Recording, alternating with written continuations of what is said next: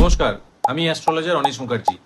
Schizophrenia রোগটা আপনারা নিশ্চয়ই শুনেছেন। স্কিজোফ্রেনিয়া সম্পর্কে যদি আপনি গুগলে সার্চ করেন, দেখুন কি বলছে। The exact reason of schizophrenia is unknown.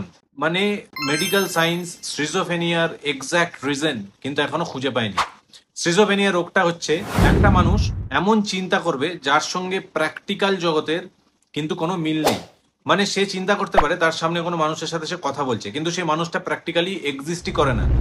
রাস্তাঘাটে অনেক মানুষকে দেখবেন হাত পা এরম নাড়িয়ে নাড়িয়ে কথা বলছে কারোর সাথে, সে কিন্তু জানে ওই মানুষটা আছে, কিন্তু প্র্যাকটিক্যালি ওই ধরনের কোনো মানুষ এক্সিস্ট করে না। এটা হচ্ছে অ্যাকিউট লেভেলে মানসিক সমস্যা, এবং মেডিকেল সায়েন্স এর কোনো ট্রিটমেন্ট নেই, এটা সারে না, এবং এর কোনো রিজনও মেডিকেল সায়েন্স খুঁজে পায়নি। জ্যোতিষশাস্ত্র মতে চন্দ্র এবং বুধ যখন অত্যন্ত পরিমাণে ড্যামেজ হয়ে যায়, তখন কিন্তু এই রোগটির উদ্ভব ঘটতে পারে। চন্দ্র যদি শনির সাথে কানেক্টেড থাকে, চন্দ্র রাহুর সাথে কানেক্টেড, চন্দ্র অষ্টমে বসে আছে, চন্দ্র নিচস্থ, চন্দ্রের ওপর শনির কুপ্রভাব, চন্দ্র খারাপ নক্ষত্রে, এই রোগটি আসতে পারে। এই রোগটি একদিনে ডেভেলপ হয় না, ডিপ্রেশন হতে হতে হতে হতে অ্যাকিউট লেভেলে লাইফের যে কোনো টাইমে এটি আসতে পারে। চন্দ্রের বীজ মন্ত্র ওম সোম সোমায় নম, দুমুখী রুদ্রাক্ষ অথবা কোনো পার্ল ধারণ করতে হবে, সেটা ডিপেন্ড করবে অ্যাস্ট্রোলজারের পরামর্শের উপর।